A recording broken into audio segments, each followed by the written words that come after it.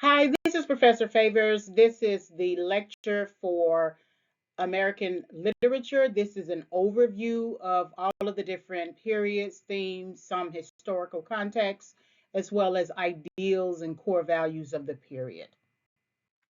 Again, this lecture is going to introduce specific literary periods, those themes that were inherent within the periods, specific authors under each of the literary periods, and then those ideals.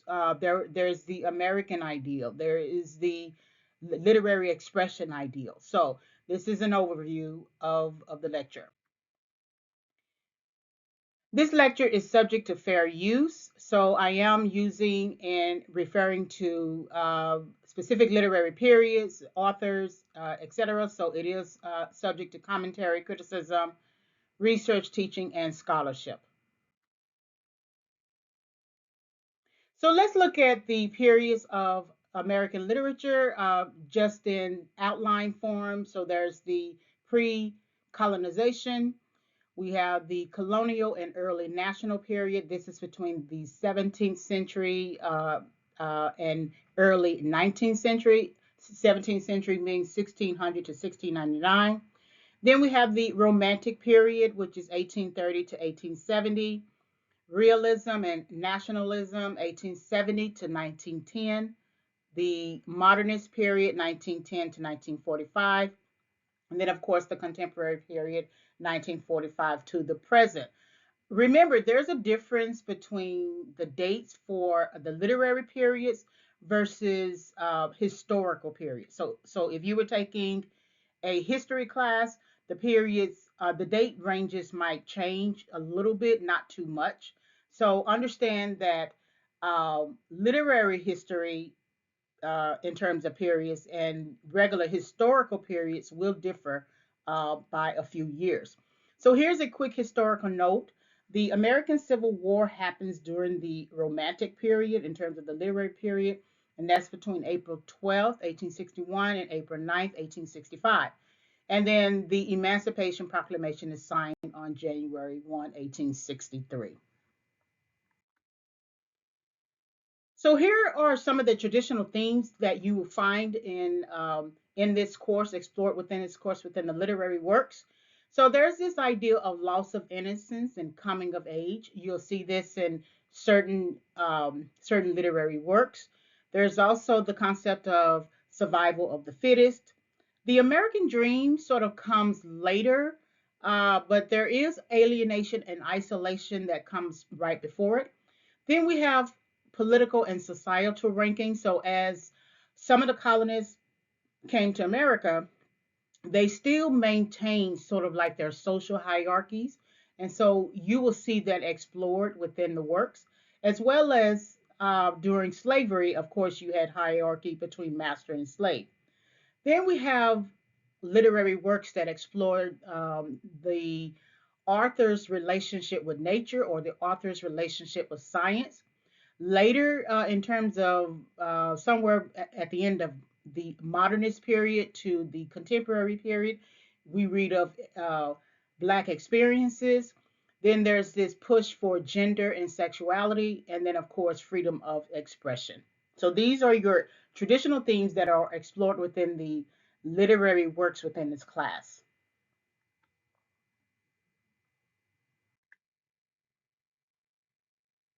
All right, let's look at late Romanticism. So it's from 1830 to 1870, and we have the same historical note, Emancipation Proclamation, 1863, and then we have abolitionist movement, 1783 to 1888. I cannot find specific dates for the abolitionist movement. I just found that date range. The Romanticism values is very important. Pay attention to this because in later slides, I do go over a comparison to another literary period. So the Romanticism emphasizes the individual experience more than the group experience. The subjective view is more important than the objective view. And then the emotional experience has a higher priority over reason and logic.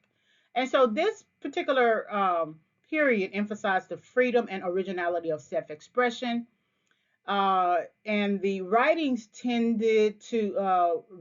responded to the abolitionist movement. So social and political climates were created in literature works for ending the transatlantic slave trade and chattel slavery. And so you'll see this depicted in some of the literary writings. It's sort of like an argument against it. So here are your late Romanticism authors, 1830 to 1870. So we have Edgar Allan Poe, where we're talking about mystery. Then we have James Russell Lowell, where there is this abolitionist pursuit.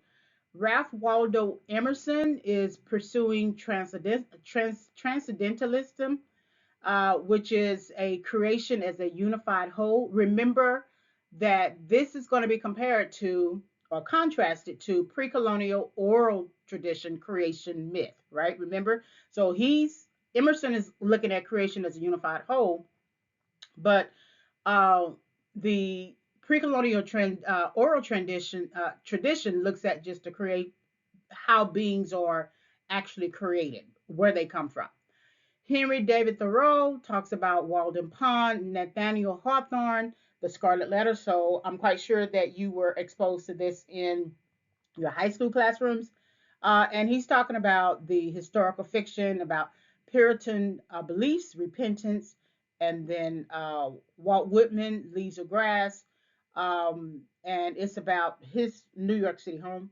Emily Dickinson, which we will read, My Life Has Stood a Loaded Gun, which talks about isolation. Harriet Beecher Stowe raises opposition to slavery. Harriet Jacobs talks about her life as an enslaved woman. So let's look at the analysis of everything we've just gone through. So understanding the author's purpose for writing. So here are your key ideas. Just a quick summation. Authors consider themselves as outsiders. They write from this perspective. For example, Emily Dickinson lives as an unmarried woman, writing in seclusion and isolation, while Walt Whitman lived as a vagabond in search of community. American literary tradition is a derivative. American literary tradition derives much of its sentiment from British literary tradition or English literature. The first colonists and publication companies modeled writing on what was published overseas in Great Britain. They wrote about their experiences beginning in the 1600s. Technological improvements increased print publication. The first transcontinental railroad aided in creating a culture of print, which further expanded the boundaries of American literature. This further inspired the perpetuation of the literary movement. Okay. Last of the key ideas, definition of literary culture assumes a larger role in global politics. This suggests an inclusive discussion about how America is depicted in novels, short stories, fictional works, and poetry.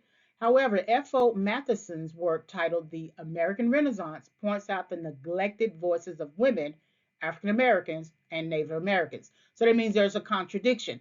There's a movement from exclusive to inclusive, but you still have people feeling neglected, meaning that they still feel like that they are excluded.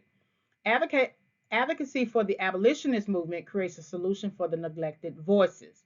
So the Romantic period creates a space, an urgent need to pursue new voices and rapid change.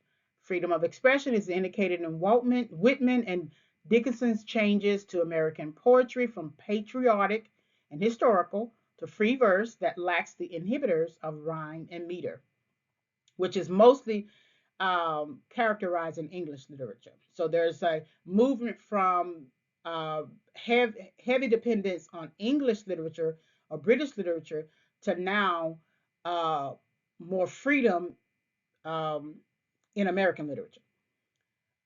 Change inspires new voices and new freedoms. Various authors write using different American dialects, but also inspire divisions into different periods, values, sentiments, and belief systems from the perspective of writing and literature.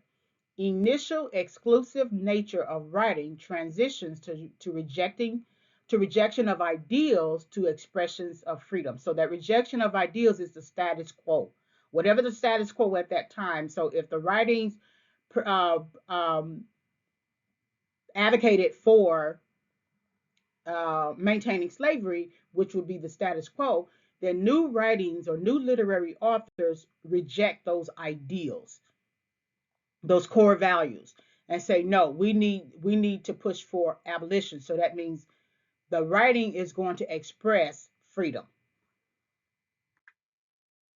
All right.